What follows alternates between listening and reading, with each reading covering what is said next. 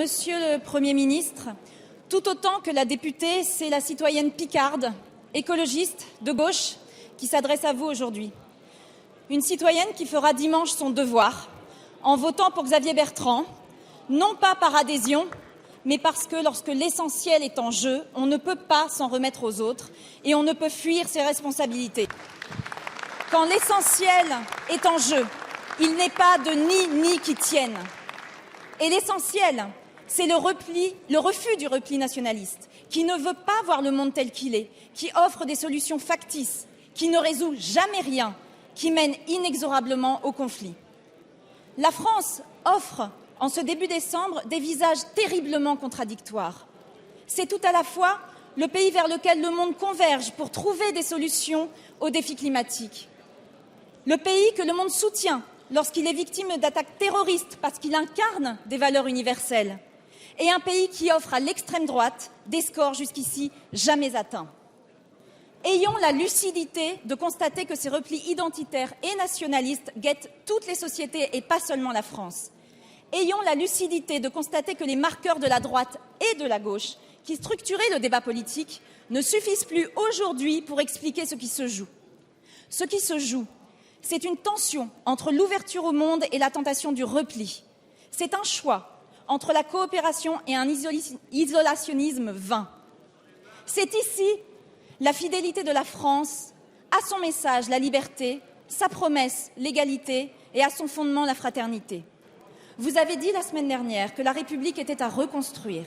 Monsieur le Premier ministre, quelles initiatives êtes-vous prêt à prendre pour que chacun se sente partie prenante de cet indispensable chantier? Merci Madame la députée. La parole est à Monsieur le Premier ministre. Madame la Présidente, Madame Pompili, il n'y a pas un mot à enlever de votre question et je veux saluer vos premiers mots, la dignité de votre intervention et des choix que vous soutenez, les choix dignes de Pierre de Saint-Ignon et de tous ceux qui l'entouraient dimanche soir. Dans ces moments où l'essentiel se joue, je le disais il y a un instant, la seule attitude qui compte, digne, à la hauteur des événements, à la hauteur de l'exigence des Français, c'est de défendre la République. Et dans ces moments-là, que vous avez placés dans un contexte historique fort juste, cette semaine où se joue l'avenir de la planète autour des négociations sur le climat, dans ce moment-là où la France, comme de nombreux pays, sont touchés par la menace terroriste, les attaques. Il y a un peu plus de 3 semaines seulement, ne l'oublions pas, il y avait 130 morts et des centaines de blessés. Et nous savons, et je le répéterai, que la menace est toujours présente. Dans ces moments-là où, en effet, la démocratie et la République sont en jeu, vous avez, par votre expression il y a un instant, témoigné de ce que peut être la dignité en politique et combien nous tous, nous devrions la partager parce que cette dignité et cette attitude est attendue par nos compatriotes.